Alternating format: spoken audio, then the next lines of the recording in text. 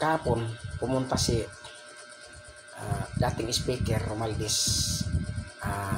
Martin Romualdez sa ICI at upang humarap sa investigasyon ng ICI. Ngayon may nagpost siya na handa daw siya makipagtulungan doon sa ICI na binubuo ni Marcos Jr.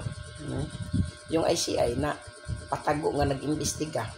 Hindi natin alam kung bakit tinatago nila sa mamamayan at sa taong bayan, na ngayong kailangan naman ng taong bayan na malaman at makita kung paano sila nag-imbestiga.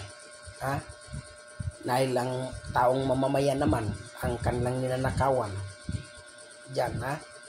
Ngayon, naalala ko tuloy noong pahinanti pa ako, madalas kaming mahuli ng mga pulis dahil sa overloaded daw ang aming karga. Ngayon, ang ginawa naman, pag mahuli na kami, iikot agad yung pulis doon sa likod ng sasakyan at doon na magkabayaran. Parang ganun ang ICI. Hindi ko naman sinasabi na ang ICI ay bayaran. Ikinikwento ko lang, parang ganun ang nangyayari. Kailangan makita dapat ng publiko kung legal ba o illegal ang pag-imbestiga. Ganun yun.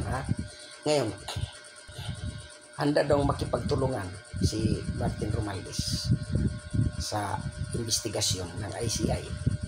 Ang tanong dyan, linisin mo ba ang pangalan mo at magturo ka ng iba na yun ang ididiin mo? Dahil itinuturo ka na ng mag-asawang Diskaya na ikaw ay involved dyan sa Ghost Project, sa flood control. Ngayon, at kayong kinisaldi ko, at lumitaw din itong si Gutisa na kayo din ang tinuturo na mali-malitang pera ang kanilang i-deliver dun sa bahay ninyo.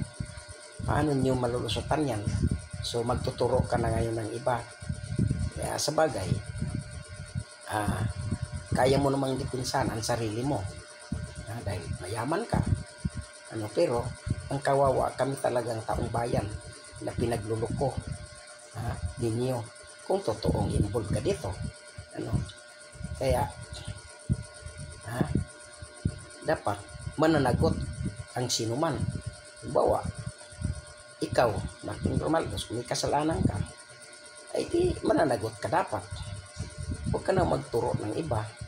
Sa bagay, mayroon namang nagtuturo sa inyo. Yun na ang magpapatunay na kung kayo nga talaga ang involved dyan sa nakawan, sa pundo ng flood control.